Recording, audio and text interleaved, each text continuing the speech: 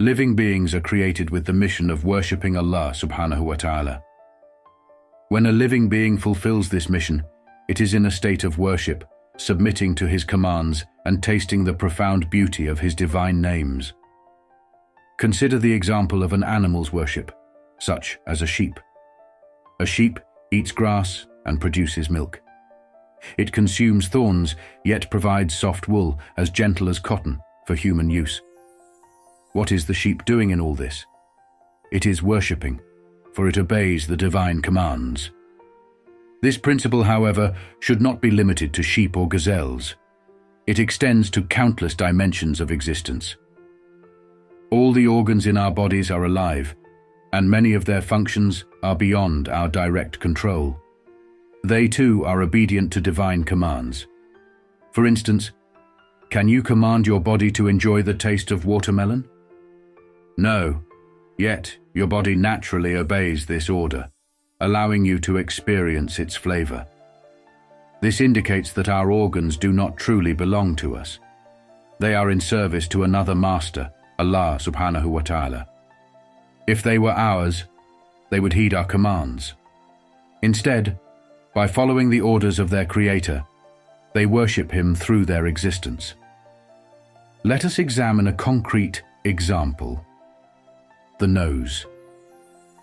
When someone lies on their right side for an extended period, their nose eventually becomes congested, prompting it to send a signal to the brain, which causes the person to turn to their left side.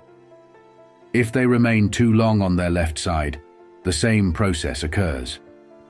In this way, without our awareness, we shift positions approximately every 2 hours, from right to left and back again. If another person physically moved us, we would awaken. Yet when Allah subhanahu wa ta'ala causes us to turn, we remain asleep. This automatic movement prevents muscle pain and stiffness upon waking.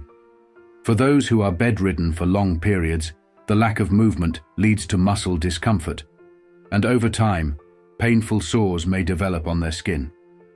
Allah subhanahu wa ta'ala, in His infinite mercy, ensures our well-being through these unconscious turns, mediated by our nose. Thus, even the nose worships by obeying His commands. The nose also has a critical function in evaluating food before it enters the mouth. If the smell is unpleasant or suspicious, it instinctively repels the food, protecting the body from harm. How many times have we experienced this? If the scent is pleasing, the nose triggers salivation and activates digestive enzymes. Subḥānallāh. Those who temporarily lose their sense of smell due to illness can attest to this. Food seems tasteless and lifeless. Why? Because the nose is unable to stimulate the salivary glands and digestive enzymes adequately. We often assume that taste comes only from the tongue, but the nose plays an essential role in this process. Within the nose are tiny plates filled with cells, 10 million in each plate. These cells, by obeying the commands of Allah subhanahu wa ta'ala, engage in continuous worship. Even in its seemingly simple function, the nose reflects the perfection and wisdom of the Creator. These cells, known as receptor cells, detect two main sensations: the pleasure of a delightful scent or the discomfort of an unpleasant one. When they fulfill their mission by sensing pleasant aromas, they are rewarded with a sensation of joy. If they fail, they experience a form of suffering. Is this not the case? Some smells cause us to exclaim, "What a terrible odor, please make it stop," while others inspire us to say, "What an amazing fragrance, like musk and amber." Thus, those who fulfill their worship correctly experience joy and satisfaction, while those who falter face discomfort or consequences.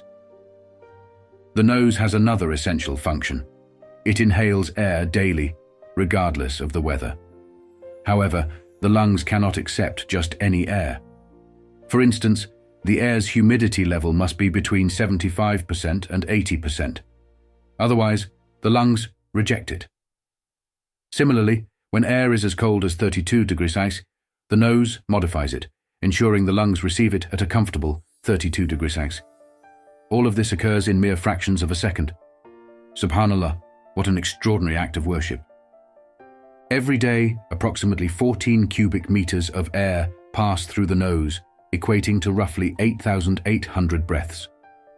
This amount is enough to fill an entire room. Yet, this air cannot be used by the lungs as it is. It must be humidified. To humidify these 14 cubic meters of air, the nose requires about 1 cubic meter of secretions. Breathing through the mouth often leads to dryness and throat irritation. But when we breathe through the nose, this doesn't happen, because the nose moistens the air before it enters the body. Additionally, the air must be cleansed of dust and dirt particles. How is this achieved? The hairs in the nose trap these particles. Deeper inside, microscopic hairs even capture bacteria. These bacteria are then directed toward the throat and stomach, where specific enzymes destroy them. This process repeats every 20 minutes. Remarkable, isn't it? The most detailed cleaning of the nose is carried out by mucus, which is renewed every 20 minutes. Without this renewal, bacteria could attach themselves to the lungs, potentially leading to severe illnesses. Many airborne diseases originate in the lungs, so the role of nasal mucus is critical. By being renewed every 20 minutes, it ensures the body remains protected. Behind the nose lies a cavity called the sinus, which enhances the acoustics of our voice. It is also the site where air is humidified. If this cavity becomes blocked by bacteria, as in sinusitis, it results in headaches and a feeling of heaviness. Even these seemingly empty spaces in our bodies serve divine wisdom, which becomes evident when they malfunction. Another fascinating point. When we breathe, although we have 2 nostrils, we primarily detect smells from only 1 nostril at a time. This subtle design reflects the uniqueness and harmony in creation. Allah Subhānahu wa Ta'ala has placed within this small factory a complex system of commands, worship, and functions far beyond human comprehension. Even just the mucus itself could fill volumes if one were to explore its perfection in detail. This demonstrates that even the nose, a seemingly simple organ, worships by obeying the commands of Allah Subhānahu wa Ta'ala. Yet many people, unfortunately, seek material signs of Allah in trivial things, such as on fish or bread. They say, "Look, the name of Allah is written on this fish. Look, this piece of bread bears His name." But isn't this a reduction of His greatness? Allah Subhānahu wa Ta'ala has already imprinted His oneness into every cell, organ, atom, and planet. These signs are not meant to be read with physical eyes, but rather with intellect and deep reflection. To insist on finding them only in material forms diminishes the grandeur of His message. We must rise above this superficial pursuit. Even what we consider inanimate, stars, mountains, or atoms, obeys divine commands and worships its creator. What we call the functions of objects, such as the movement of atoms or the behavior of elements, is nothing but their obedience and worship of Allah Subhānahu wa Ta'ala. Take water, for example. At temperatures below 0, it receives the command to freeze. Though inanimate, it obeys this command and changes its state. Its obedience is a form of worship.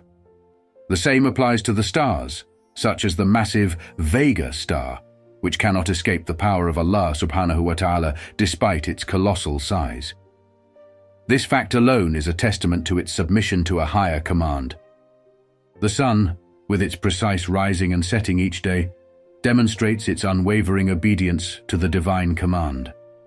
Even the smallest atoms, invisible to the naked eye, remain fully within the knowledge and control of Allah Subhānahu wa Ta'ala. This affirms that they follow His decree and continuously engage in worship. In the vast universe, everything, except humans and jinn, fulfills its act of worship flawlessly. Among humans, those who choose to worship Allah Subhānahu wa Ta'ala voluntarily achieve a level of piety unmatched by any other creation, even the angels. Look at the massive planets, rotating like the beads of a prayer string. Alongside them, the Earth also spins at a staggering speed of 108,000 kilometers per hour. Simultaneously, every atom, cell, and subatomic particle within us rotates and submits to this divine order, fulfilling their worship. It is this realization that caused Maulana to lose himself in spiritual ecstasy and begin joining in the worship of the entire creation. Why did Maulana whirl? Because he perceived and felt the cosmic adoration of all that exists. Recognizing that he was not only part of this creation, but also its pinnacle, he joined in this universal celebration of devotion. Yet today, if we reduce this profound act to merely inviting whirling dervishes to our ceremonies or weddings, without understanding the spiritual essence behind it, are we not betraying the richness of the message? Maulana grasped and lived the reality of universal worship. How many of us can truly claim the same? He was overwhelmed by the beauty of this adoration, surrendering his own will to the magnificence of the divine, becoming one with the cosmic worship. Let us not ignore this spiritual depth. The material world, with its fleeting pleasures, crumbles day by day, brick by brick. Everything we chase, wealth, youth, and fleeting joys, will eventually vanish. A day will come when, standing before the truth, we will be held accountable for it all. May Allah subhanahu wa ta'ala guide us and grant us the wisdom to recognize His greatness before it is too late.